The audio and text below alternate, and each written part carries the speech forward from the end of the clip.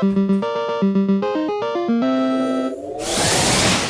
guess since they're going to label this first 10 years as the Infinity Saga, we could call the new one the Cosmic Saga, because they are actually now putting into production the Eternals, because it was just announced that Angelina Jolie is in talks to star in this movie, and this is really getting out there in some of the more obscure cosmic type things. The Eternals are one of, I think, 3 separate races or something like that, created by the Celestials, which are like the originators of the basically all the characters in the Marvel universe. You had the Celestial beings, and then they created the Eternals, the Deviants, and then I think the humans, and they placed the latent X gene in them to eventually combat the Deviants, which are like monsters and things like that are the underground dwellers. I think.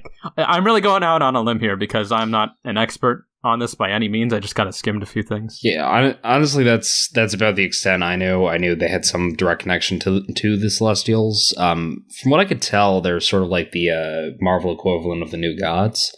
I think they're more than that, because these are actually, like, they actually create stuff, whereas New Gods are kind of just they're just living off somewhere on their own. They use the terms reluctantly. I mean, the Celestials, but they are both created by Jack Kirby, which is interesting. They're both high concept being things. So, I mean, the Eternals, from what I can tell, are a pretty varied group. They're like the Guardians of the Galaxy, where they're probably not all too well known by the general mass. And you basically look at any iteration, it's never going to be the same group of characters.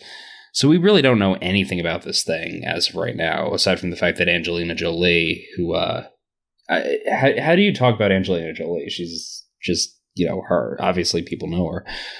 She's Lara Croft. She is Lara Croft. Yeah, exactly. The good Lara Croft. She's the chick from Salt. Oh, Salt. Yeah, I forgot about Salt. Salt's a good one. She was Brad Pitt's ex. Oh, yeah.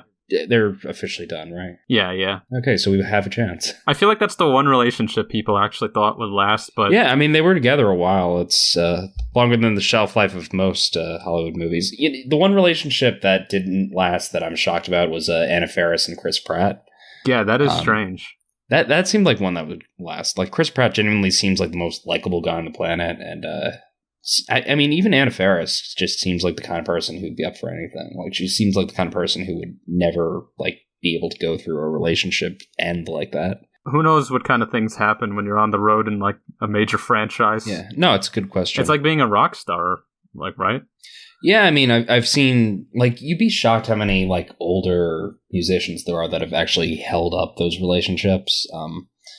Yeah, I mean, obviously, if you're going to enter into a relationship with someone who has a career like that, you might want to plan for that eventuality. You'd think stars in Hollywood would actually have more functional relationships since they go in knowing what the relationship is. But apparently not. Yeah. This is not cosmically related, but yeah, so a bit of a tangent. Again, we don't know too much about the Eternals, so we're sort of spitballing here. Again, this is really getting into celestial territory, or cosmic territory. I did look a bit into the super sci-fi end of it, and it said something about the complete origin of the Marvel multiverse being the first firmament.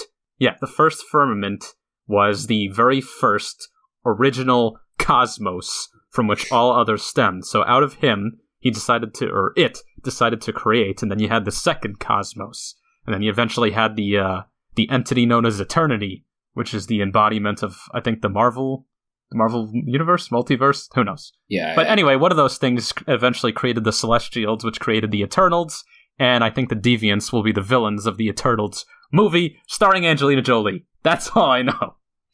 Yeah, I mean, okay. So I don't want to go too deep into this territory since it's really something I know a limited amount about.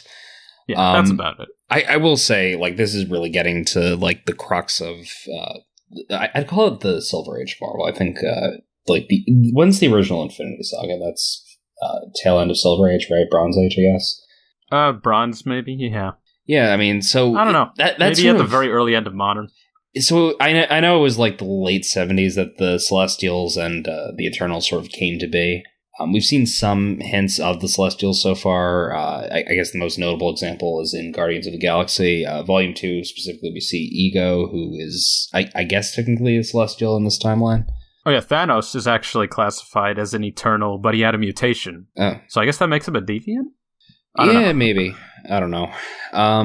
Yeah, I mean, it's going to be weird if they introduce the Celestials, since they're basically godlike beings, and, Marvel's sort of tried to stay the more scientific route, actually giving a rationale for them. So it'd be interesting to see how they... Because I feel like if you're going to introduce the Eternals, you have to put more pressure on the Celestials, just to make the whole thing make sense. I could see Angelina Jolie playing Lady Death, but I feel like that's unlikely. Yeah. Well, whatever the new phase, if they actually get to build it up, will lead to, it's probably going to be something hugely high concept. Yeah. And, I don't know. It's going to be weird. Who knows? We'll see what happens. Mm-hmm.